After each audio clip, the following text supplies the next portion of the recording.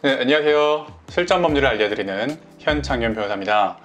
네, 오늘은요, 최근에 있었던 전세 사기, 이 전세 사기에 대해서 어떻게 진행됐었는지 여러분과 공유를 하려고 이 영상을 찍고 있습니다. 사실 전세금 사기라고 하면 굉장히 다양한 유형이 있고 케이스 바이 케이스로 실제 사안마다 다른 유형의 사건으로 접근을 해야 되는데, 최근에 있었던 전세금 사기 사건들이 굉장히 많잖아요. 수원이라든가 파주라든가 안산이라든가 각지에서 동시다발적으로 발생했고, 이 전국적으로 갭 투자가 유행하면서 피해자도 상당히 많아졌던 상황이었습니다. 그렇게 피해자가 많고 피해 액수도 상당히 많았지만 정작 전세금 사기가 실제로 제대로 해결된 케이스가 많이 없었어요.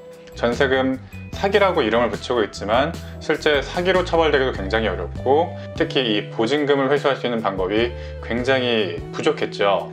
그런데 이 케이스 같은 경우에는 다행히 최종적으로 결론이 나지 않았지만 1심에서 좋은 결과가 났어요. 그래서 결국 임차인이 임대인에 대해서 보증금 반환 청구 소송에서 승소한 케이스여서 여러분께 공유를 하려고 해요. 늘 임차인의 입장만 대변하는 것은 아니고 임대인의 입장도 대리해서 많은 사건을 하고 있지만, 이 전세금 사기 유형 같은 경우에는 주로 피해자가 임차인이 되기 때문에 이 영상에서는 임차인 입장을 주로 대변하면서 얘기하도록 하겠습니다. 경기도 안산에서 진행됐었던 사건이고요. 임차인은 20대 직장인 여성분이었어요. 그래서 거의 사회초년생이었죠. 이 사회초년생으로서 이제 처음 오피스텔을 계약하러 간 거예요. 가서 봤는데 8천만 원짜리 정도 오피스텔이 굉장히 마음에 들어서 덜컥 계약을 하셨어요. 계약하시면서 실수를 몇 가지 하셨죠. 등기부도 꼼꼼히 보지 못하셨고, 실제 그 집주인과 대면도 하지 않으셨어요.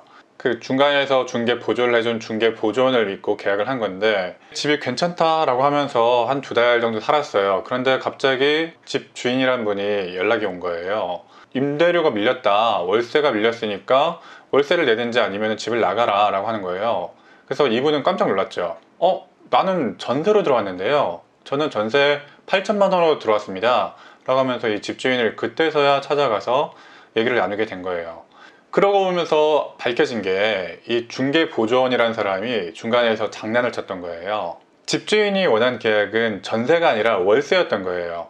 이 중개보조원은 보증금 차액을 가로채기 위해서 집주인에게는 월세 계약을 체결했다라고 하고, 이 임차인, 이 여성분에게는 전세 계약을 체결했다라고 하고, 중간에서 그 보증금을 가로채서 먹고 튀어버린 거죠. 자, 이미 중개보조인은 잠적해버린 상태였습니다. 그래서 남아있는 이 집주인과 임차인 간의 법률관계로 해결을 할 수밖에 없는 상황이었는데, 이 집주인 입장에서는 당연히 이 임차인 나가라고 하죠. 월세를 내든지 아니면은 나가라. 임차인분은 갑자기 엄동설안에 길바닥에 나앉게 된 거죠. 당장 다른 집에 전세를 구할 만한 형편도 안 됐는데 월세 조금 아끼겠다고 했다가 이 전세보증금 다 날리게 생긴 그런 상황이었죠. 최근에 이 재판의 1심 결과가 나왔어요. 결과는 이 임차인에게 보증금을 돌려받을 수 있게 됐어요. 어떻게 전략을 구성했을까요? 내용을 알려드리기 전에 먼저 잔소리를 좀 하고 지나갈게요. 여러분들 전세보증금 작은 돈 아니잖아요. 굉장히 큰 돈이잖아요. 그런데 여러분들이 재테크는 정말 열심히 공부하면서 정작 법 공부는 정말 잘 안 하세요. 제가 생각하기로는 재테크를 공부하는 것도 물론 중요하지만 여러분들 돈을 소중히 하고 날리지 않는 법, 사기당하지 않는 법도 굉장히 중요하거든요. 그런데 이거를 어디서도 가르쳐 주지 않아요. 이 사건의 경우에도 계약할 때 꼼꼼히 체크하고 등기부도 잘 보고 이 등기부상 소유자와 대면해서 계약을 진행했다면 이런 일이 애초에 발생하지 않았겠죠. 결론적으로 임차인에게 결론이 잘 나왔지만 1년여 동안 법정 공방을 했고 그동안 변호사 비용, 스트레스 생각하면은 받은 것이 물론 다행입니다만은 손해가 이만저만이 아니죠. 자, 이 채널 구독하시고 저와 함께 이 사기에 대해서, 법에 대해서 좀 같이 공부하시면 좋을 것 같습니다. 자, 내용으로 들어가겠습니다. 자, 이 사안에서 이 제일 나쁜 놈이 누구죠? 당연히 중간에 있는 중개보조인이죠. 중개보조인이 뭡니까? 이 공인중개사의 일을 도와주는 보조원이에요. 말 그대로 직원이죠. 일단 이 사람을 형사처벌하고 사기로 고소하는 거 어렵지 않아요.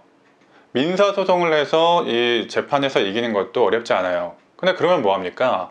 이미 이 사람은 돈도 없고 돈 이미 다 빼돌린 상태일 텐데, 그러면 어떻게 해야 될까요? 형사소송의 목적은 제일 나쁜 사람을 처벌하는 거예요. 그런데 민사소송의 목적은 물론 그러한 목적도 있겠지만 돈이 있는 곳, 돈을 받을 수 있는 사람에게 적절한 수단으로 집행할 수 있는 소송, 재판을 이끌어내는 것이 민사소송의 목적이에요. 그게 현실입니다. 제가 이런 사건을 봤을 때 크게 방향성은 두 가지로 잡을 수가 있어요. 당연히 이 중개보조원에 대해선 못한다라고는 못하겠지만 실익이 좀 적다라고 말씀드리고, 결국 우리가 잡아야 될 사람은 이 집주인과 공인중개사, 이렇게 두 가지 방향이 있어요. 이 공인중개사의 경우에는 갑자기 뜬금없이 나왔다고 생각하실 분이 있는데, 이 공인중개사는 공인중개업법상 이 중개보조원의 행위에 대해서 그 업무상, 공인중개사의 업무상의 행위에서 불법행위가 있었다면 이를 배상할 책임이 있어요. 이 공인중개사 공제조합에 반드시 가입하도록 되어 있고, 이 공제조합에서는 이 공인중개사가 이 중개사고가 났다라고 했을 때 이 공인중개사가 직접 지급하지 않으면 이 배상금을 공제조합에서 직접 지급하고 공인중개사에게 따로 부담금을 청구하도록 되어 있어요. 우리가 돈 받기가 굉장히 수월해지겠죠. 그래서 이 공인중개사에게 책임이 있는지 없는지도 한번 따져보는 것이 좀 필요합니다. 근데 많은 경우에는 이 공인중개사분들이 부동산에 관련해서 굉장히 전문가이시고 성실하게 이 임무를 수행하시기 때문에 특별히 이 불법행위 손해배상 청구를 할 일이 많이 없는데, 중개보조원과 같은 경우에 많이 사건이 발생하고 있고, 최근에 있었던 이 갭투자에 관련된 사건에서는 이 중개사의 책임도 상당 부분 있었던 케이스가 있었습니다. 자, 그런데 이 사건의 경우에는 이 공인중개사보다 이 중개보조원이 이 집주인과 직접적인 연락을 했고, 집주인도 이 중개보조원을 믿고 위임을 하고 대리행위를 했던 정황이 있었어요. 이 공인중개사보다 중개보조원이 대리인이라고 부를 수 있는 약간 특이한 케이스였어요. 이 법리적으로 표현대리라는 것이 성립할 가능성이 높아 보였어요. 그래서 이 공인중개사와 중개보조원의 연결고리보다 이 중개보조원과 집주인의 연결고리가 더 높아 보여서, 더 강해 보여서 결과적으로 이 집주인에게 직접적으로 이 임대 자체가 유효하다는 주장을 하는 것이 유리하겠다고 생각을 했던 거죠. 그러니까 이 집주인은 이 중개보조인을 대리인으로 썼던 거고, 대리라는 것이 이 집주인의 손이 연장됐다고 볼 수 있는 거니까, 결국은 이 집주인이 생각했던 대로 월세 계약이 성립한 것이 아니라 우리 임차인이 생각했던 대로 전세 계약이 유효하게 성립됐던 거다, 적어도 표현대리로서 그렇게 성립이 됐던 거다 라고 주장을 해서 1년 정도의 법정 공방 후에 이 전세보증금 8천만 원을 임대인이 임차인에게 지급해야 된다라는 판결을 받았던 사례였습니다. 아직 항소심 결과는 나오지 않았는데요. 1심에서 우선 고무적인 성과가 나왔다는 것이 의미가 있겠죠. 사실 이런 사안이 참 쉽지 않습니다. 이 구체적인 사실관계는 이 중개보조원과 그들 사이에서만 있는 일이니까 그 구체적인 사실관계를 입증하는 것도 굉장히 힘들고, 우리 임차인 입장에서는 정보가 불균형하잖아요. 그런 상황에서 이런 소송을 이긴다는 것이 쉽지가 않아요. 그래서 전체적으로 종합적으로 사안을 보고 이 중개보조원, 공인중개사, 집주인 셋 모두에 대한 조치를 법적으로 검토를 하는 것이 그나마 이 임차인의 피해를 최소화할 수 있는 유일한 방법일 겁니다. 이 사안에서는 그나마 중개보조원과 이 집주인 간의 관계가 입증이 되어서 그런 전략을 짤 수가 있었고, 다행히 성공한 사례라고 볼 수가 있을 것 같습니다.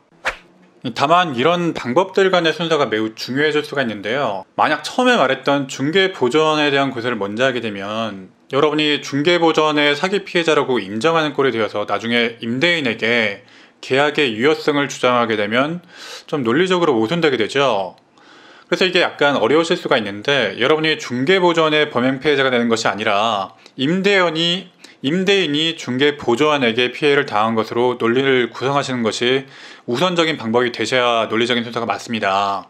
그리고 제가 말씀드렸듯이 중개보조원에게 고소하고 민사소송 이겨봤자 받을 수 있는 돈이 없다고 말씀드렸죠. 좀 쉽게 생각하시고 중개보조원에게 뭐 당연히 이길 수 있다라고 생각하시고 중개보조원에게 먼저 청구해버리는 경우가 있는데, 그러시면 안 되세요. 이거는 좀 주의를 하셔야 됩니다. 중개보조원에게 먼저 청구를 해버리고 중개보조원에게 판결을 받아버리면 오히려 나중에 임대인에게 받을 수 있는 돈도 받지 못하게 되는 경우가 생겨요. 여러분들께서 이런 부분은 충분히 이제 상담을 받으시고 진행을 하시는 것이 유리할 것 같습니다.